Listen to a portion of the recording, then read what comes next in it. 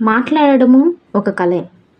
మనస్సులోని భావాన్ని ఎదుటివారికి తెలియజేసే మాధ్యమం మాట.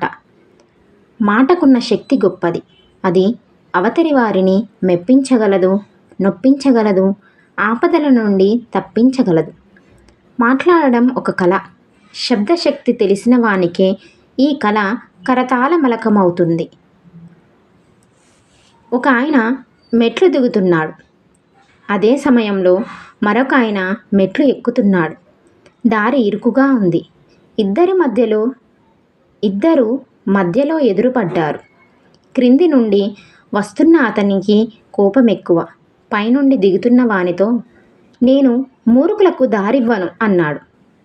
వెంటనే ఎదుటివాడు ఏమాత్రం తడుముకోకుండా, పరవాలేదు నేనిస్తాను అన్నాడు.